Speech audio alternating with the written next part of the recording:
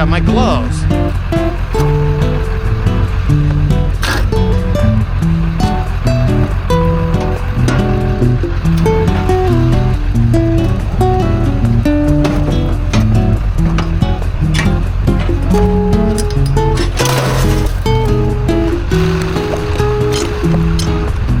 Well, I love these vintage loppers. I actually found these on the side of the road, and they can cut through like 3/4 inch copper pipe, really like butter. Indispensable.